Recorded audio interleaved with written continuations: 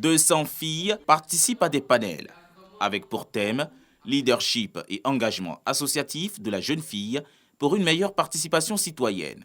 Face à elles, des formatrices en leadership et responsables d'associations féminines. L'intérêt de vraiment impliquer les femmes à aller au-delà des postes minimalistes qu'elles occupent dans leurs différentes associations. C'est déjà faire changer l'idée que le militantisme est patriarcal. Amener les jeunes filles à avoir une conception plus noble d'elles-mêmes. Une démarche saluée par les participantes. Je suis ici spécialement pour pouvoir partager les expériences que les autres personnes ont eues en créant des associations, en restant dans les mouvements pour pouvoir améliorer mon leadership. C'est vraiment une occasion d'or qui est donnée à la jeunesse féminine et j'encourage vraiment cette initiative. Ces jeunes filles leaders sont invitées à contribuer et à participer aux prises de décision de leur collectivité. Le militantisme féminin est l'une des actions les plus efficaces pour leur intégration dans la société, selon le représentant du ministre de la Promotion de la Jeunesse. Le message du ministre est simple. Il s'est dit qu'autant il s'engage dans la promotion du financement des projets des jeunes, autant il doit s'engager dans l'éclosion des talents féminins. Il a indiqué qu'il veut encore plus de femmes dans les postes de décision et que lui-même il en a donné l'exemple. Dans son ministère, les femmes occupent des postes de responsabilité. Pour rappel, la journée du militantisme féminin a été initiée en 2018 par le ministère de tutelle.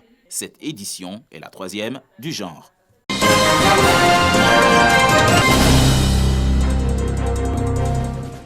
Plus de 1500 Burkinabés à la recherche d'un havre de paix se réfugient à Bolé, Sisibo, Tougbo et Moro-Moro dans le département de Téni, région du Boukani, sous la protection des forces de défense et de sécurité.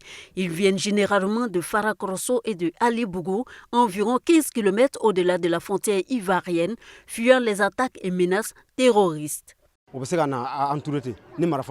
Il y a eu plusieurs enlèvements et autres. Nous avons décidé ensemble de fuir le village. Et depuis que nous sommes ici, nous avons été bien accueillis. Nous n'avons manqué de rien. Avec la présence des forces de l'ordre, nous dormons bien, nous avons la quiétude.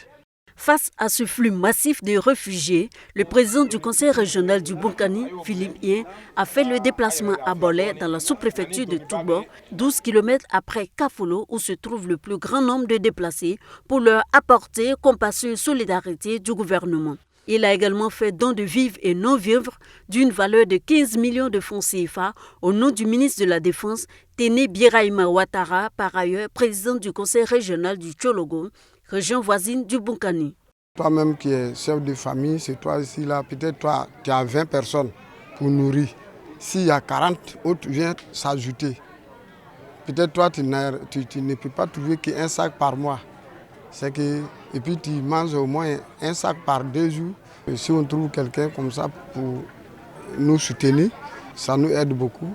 Les déplacés sont dans des familles, ils ne sont pas regroupés dans une école ou dans un centre quelconque. Ces populations n'étant pas préparées pour ce genre d'événements, il est bon que l'autorité apporte son soutien pour leur permettre de pouvoir accueillir convenablement et décemment ces populations, en tout cas les mettre à l'abri de l'insécurité alimentaire.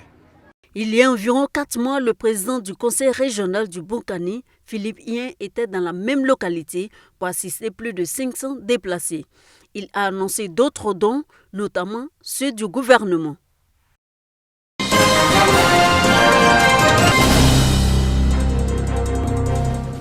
Douglas cultive le riz à Kaïta, département de Saint-Fra. Comme lui, pas de repos pour son collègue. Ils doivent veiller au quotidien sur leurs champs pour espérer une bonne récolte. Pour cette année, je n'ai pas encore vendu. J'ai coupé, tapé, ça est sur le soleil au village. Je peux avoir 10 sacs comme ça. Tous les matins, je suis obligé de venir ici à 5h30 et quitter vers 19h. Parce que les oiseaux nous fatiguent. Sans quoi, c'est parti, hein. C'est parti. Il n'y a pas de grains, les oiseaux bouffent et puis bon, vous perdez.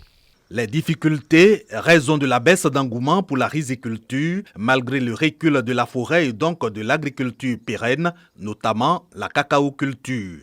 Pourtant, le riz reste l'aliment de base du peuple gouro. Faut-il donc encourager à reprendre la culture et la production de riz, surtout dans ce contexte national de quête de l'autosuffisance en riz? Finalité du festival Saadré en langue gouro, c'est-à-dire nouveau riz.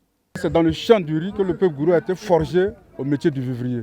Cet esprit du vivrier, nous voulons inculquer ça à notre jeunesse. Nous avons des terres suffisamment cultivables, des bas-fonds. En étant record, ils peuvent avoir de quoi manger et avoir une partie, mettre dans leur grenier et encore exporter une partie. Pour l'ambassadeur de la CEDEAO, la promotion du riz est une œuvre collégiale qui commande au préalable la cohésion sociale, la paix et l'intégration. Le Saadrais est une rencontre agrotouristique annuelle tournante pour promouvoir la production du riz en pays gourou.